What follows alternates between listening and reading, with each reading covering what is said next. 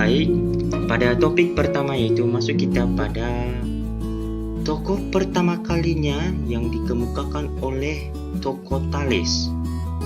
Jadi bukan hanya tokoh Thales yang ada nanti, ada beberapa para tokoh-tokoh ahli fisikawan yang bisa memunculkan ide dalam materi fisikawan ini. Yang pertama yaitu tokoh Thales. Thales adalah orang pertama yang berfilsafat pada zaman Yunani kuno. Sejarah filsafat pada masa Yunani kuno dimulai dengan munculnya berbagai pemikiran yang mendalam tentang realitas alam sebagai tempat manusia berpijak. Kesadaran ini dilakukan oleh perenungan orang-orang yang dianggap bijak, dan lalu perenungan tersebut akhirnya terurumus dalam proposisi-proposisi yang sistematis. Orang-orang yang dianggap bijak tersebut disebut dengan filsuf. Thaleslah filsuf pertama yang memikirkan tentang pertama kali terjadinya alam semesta. Thales disebut juga sebagai bapak filsafat karena dialah yang pertama kali mengemukakan pada di antara tokoh-tokoh besar fisikawan. Thales lahir pada 624 sebelum Masehi di kota kecil Miletus yang terletak di pantai barat Asia Kecil, yang sekarang disebut Turki. Kota ini menjadi sebuah kota yang menjadi pusat perdagangan. Kapal-kapal pedagang dengan mudah berlayar ke Nil di Mesir, sedangkan caravan melakukan perjalanan lewat darat menuju kota di Babylon. Penduduk Miletus sering melakukan kontak dagang dengan kota-kota di Yunani dan warga Ponisia. Di kota ini juga merupakan tempat pertemuan dunia timur dan dunia barat, sehingga memungkinkan orang-orang yang saling bertemu tersebut untuk mengisi waktu dengan berdiskusi, bertukar pandang dan pikiran, serta berpikir tentang segala sesuatu. Hal itulah yang merupakan awal dari kegiatan berfilsafat, sehingga para filsuf Yunani pertama lahir di tempat ini. Thales juga merupakan perintis matematika dan filsafat Yunani. Beliau adalah seorang filsuf yang mengawali sejarah filsafat barat pada abad ke-6 sebelum Masehi. Thales mendapat gelar bapak filsafat karena dialah adalah orang yang mula-mula berfilsafat. Sebelum Thales, pemikiran Yunani dikuasai dengan cara berpikir mitologis dalam menjelaskan segala sesuatu. Pemikiran Thales dianggap sebagai kegiatan berfilsafat pertama karena mencoba menjelaskan dunia dan segala gejala-gejala yang ada di dalamnya tidak bersandar pada mitos melainkan pada rasio manusia. Thales mengajukan pertanyaan yang amat mendasar, yaitu apa sebenarnya bahan alam semesta ini? Dan ia sendiri menjawab yaitu air. Karena pertanyaannya itu adalah yang mengangkat Thales menjadi filosof pertama di dunia. Bayangkan aja itu. Selain sebagai filsuf juga, Thales juga dikenal sebagai ahli geometri. Bukan hanya ahli geometri, ada astronomi dan ahli politik. Seterusnya yaitu tokoh Anaximander. Tokoh Anaximander ini terkenal dengan pemikirannya di bidang kosmologi yang menyatakan bahwa alam semesta berasal dari apeiron. Apeiron ini adalah suatu zat yang tak terbatas. Meskipun Anaximander merupakan murid dari Thales, filsuf yang menyatakan bahwa alam semesta berasal dari air, Anaximander juga mengatakan justru menentang pendapat sang guru. Ia percaya bahwa alam semesta tercipta bukan dari elemen tertentu, karena sesungguhnya elemen-elemen tersebut berkolaborasi menjadi bagian dari alam semesta. Ia juga mengemukakan pemikirannya sendiri tentang dalil gerak abadi bersama apeiron sebagai penyebab dunia. Dalil gerak abadi yang diungkapkannya tersebut boleh jadi ialah yang kini kita kenal dengan rotasi. Pada masa berikutnya, apeiron identik dengan konsep Tuhan. Anaximander juga berpendapat bahwa dunia tidak kekal dan akan hancur kembali ke apeiron. Kemudian dunia baru akan lahir. Ia menjadi orang pertama yang memperkenalkan nama ini dari prinsip material. Ia berpendirian bahwa air itu adalah salah satu dari unsur-unsur duniawi. Sedangkan penyebab pertama harus datang dari sesuatu di luar elemen seperti itu. Anaximander menjadi filsuf pertama yang diketahui bekerja di lingkup abstrak, bukan berdasar hanya pada observasi alam. Ia adalah orang yang pertama kali mengemukakan pemikiran metafisika, bahkan sebelum istilah tersebut diciptakan. Anaximander menyatakan bahwa makhluk hidup pertama lahir di air dan tertutup dalam cangkang berduri. Ketika usia mereka meningkat, mereka naik ke permukaan. Setelah cangkang mereka patah, mereka menjalani kehidupan yang berbeda untuk waktu yang singkat. Pemikiran Anaximander ini tersebut mirip dengan teori evolusi yang dikemukakan oleh Darwin. Seterusnya yaitu tokoh yang ketiga, yaitu tokoh Anaximenes di Miletus. Jadi tokoh yang ketiga ini adalah ketiga tokoh yang sudah diurutkan dan anggota dari tokoh Thales. Ini yang ketiga ini tokoh Anaximenes. Anaximenes adalah seorang filsuf dari kota Miletus, kota yang sama dengan Thales dan Anaximandros. Merupakan filsuf ketiga dari kota Miletus dan dia juga hidup di zaman Demian, Thales dan Anaximandros. Anaximenes disebut juga sebagai penganut madzhab Miletus. Namun tentang kapan kelahirannya masih belum jelas. Ada yang menyatakan dia lahir pada 588 sebelum Masehi.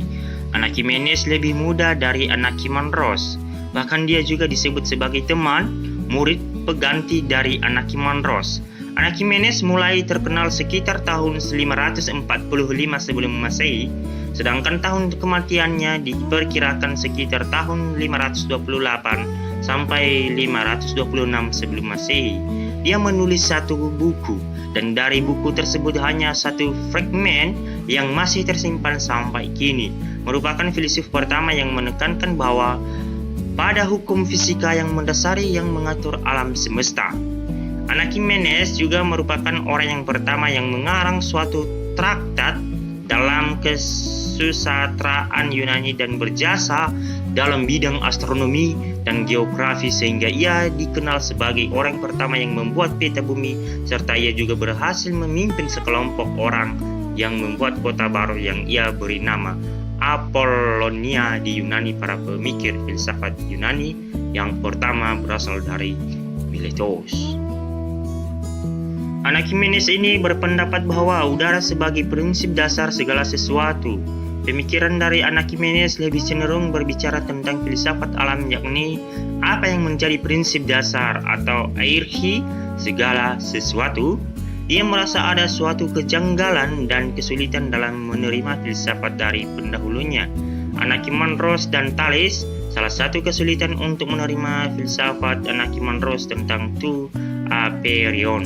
Seterusnya yaitu ia berpendapat juga bahwa udara adalah zat yang menyebabkan seluruh benda muncul, telah muncul atau akan muncul sebagai bentuk lain. Perubahan-perubahan tersebut berproses dengan prinsip pemadatan dan pengenceran.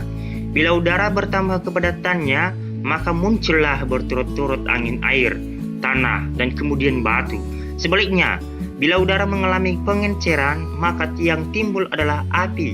Proses pemadatannya dan pengenceran tersebut meliputi seluruh kejadian alam, sebagaimana air dapat berubah menjadi es dan uap, dan bagaimana seluruh substansi lain dibentuk dari kombinasi perubahan udara.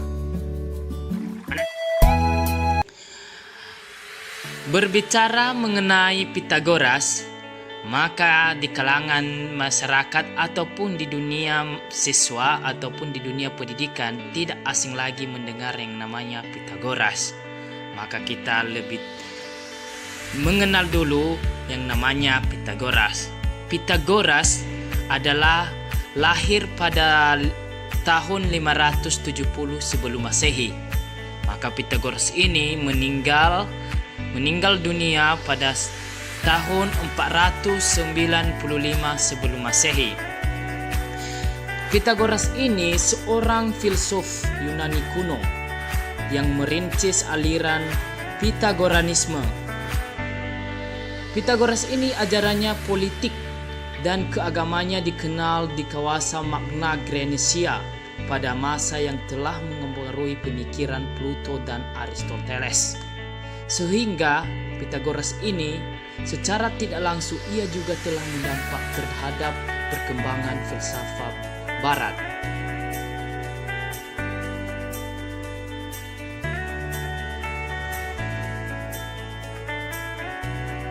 Selanjutnya, yang ajaran Pythagoras ini yang jelas dikemukakan oleh metempsychosis, yaitu keyakinan bahwa setiap jiwa itu abadi dan setelah kematian jiwa tersebut akan masuk pada yang baru. Ini mungkin juga merupakan gagasan Dijkstra Musica Universalis yang menyatakan bahwa planet-planet ini bergerak sesuai dengan persamaan matematika. Jadi dalam Pythagoras ini memiliki juga pemikiran seperti begitu. Maka kita lanjut pada tokoh selanjutnya, yaitu Xenophon. Berbicara mengenai tokoh ini yang namanya Xenophon adalah lahir juga Xenophon ini pada tahun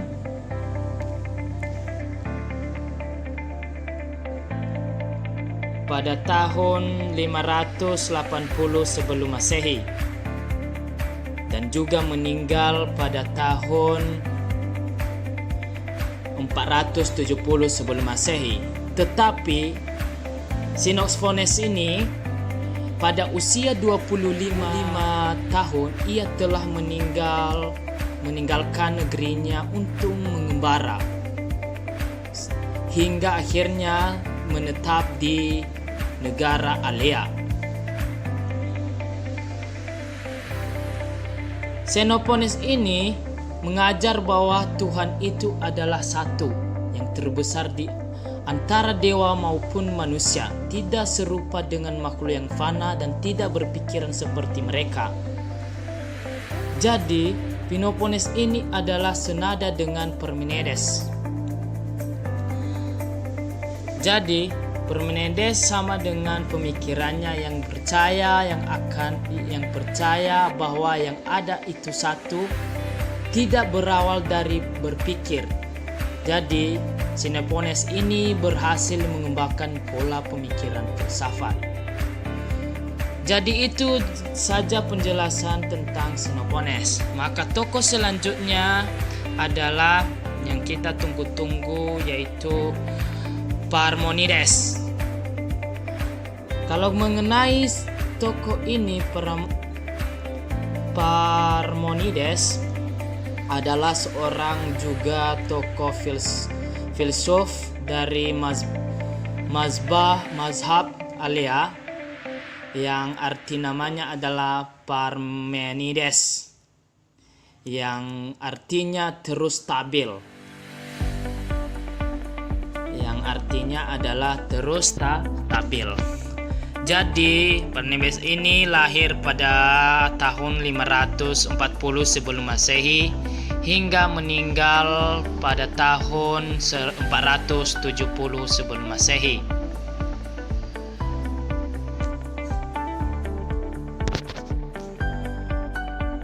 Parmenides ini sering disebut dengan kata aktif dalam dunia politik, dan pada zaman kuno ia ikut membentuk undang-undang bagi kotanya. Jadi Parmenides ini yang ada itu adalah seorang filsuf yang tidak percaya akan indah-indahnya. Jadi maksudnya ini adalah